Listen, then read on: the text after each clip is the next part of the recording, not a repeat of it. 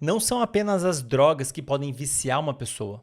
As pessoas, existe uma grande quantidade de evidências científicas mostrando que as pessoas podem se viciar em comportamentos que não envolvem uso de substâncias especificamente, como por exemplo, uso de internet, uso de celular, jogos online, apostas, pornografia, masturbação, fazer compras. Algumas vezes a pessoa fica até meio que viciada no trabalho, que é o que a gente chama de workaholic. Isso existe, viciado em trabalho. Algumas vezes a pessoa pode até se viciar em exercício físico, pessoal. Isso existe. Exercício físico, como a gente vai comentar um pouquinho mais para frente, é uma atividade natural, tende a ser uma atividade naturalmente recompensadora. É claro que varia muito do tipo de exercício, mas e da experiência da pessoa com aquele exercício, né?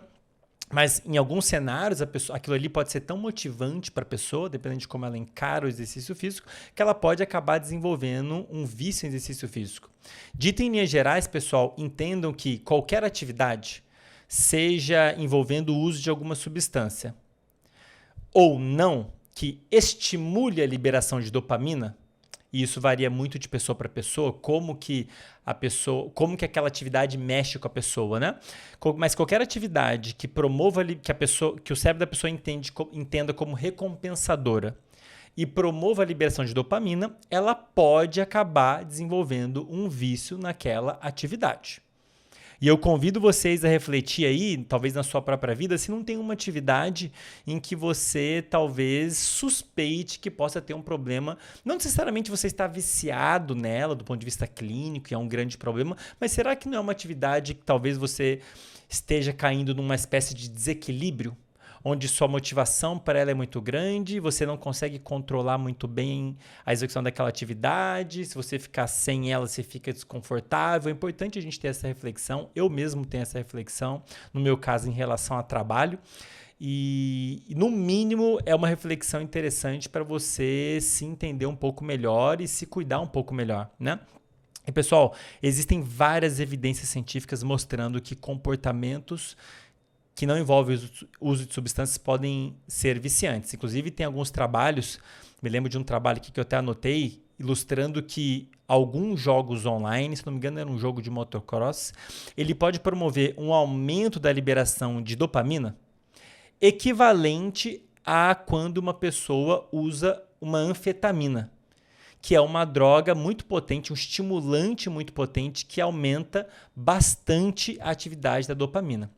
Só para vocês terem uma ideia que, de fato, existem comportamentos, estímulos que nós temos acesso atualmente que podem modular a nossa liberação de dopamina com uma intensidade tão grande quanto uma droga.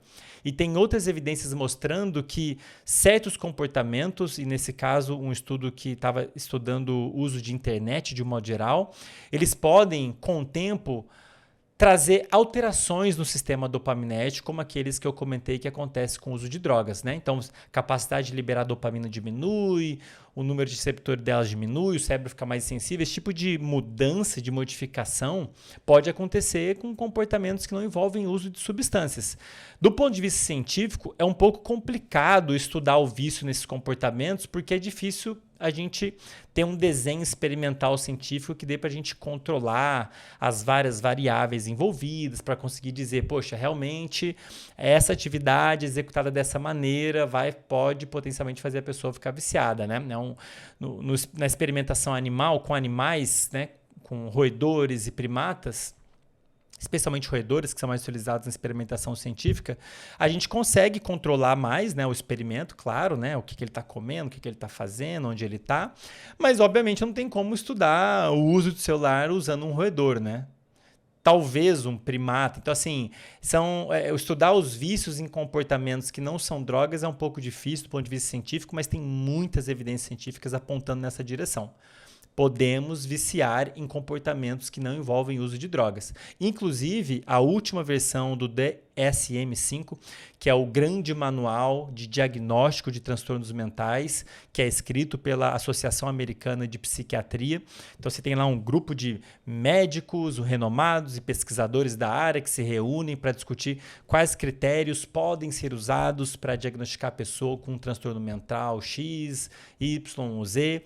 E isso vale também para diagnosticar a pessoa com um vício específico. E a última versão do DSM-5 incluiu, inclusive, jogos online e apostas como potencialmente viciantes, vamos dizer assim. Tem lá os critérios para serem avaliados especificamente para diagnosticar a pessoa e você está tendo um problema clínico com jogos online ou com apostas.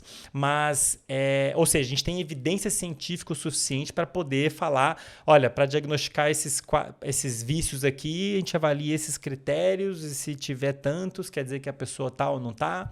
Agora, a gente ainda não tem tantas evidências para chegar nesse ponto para os outros comportamentos, como, por exemplo, o uso de celular e masturbação, pornografia e etc e tal, mas tem evidências mostrando que são potencialmente viciantes sim, tá? De novo,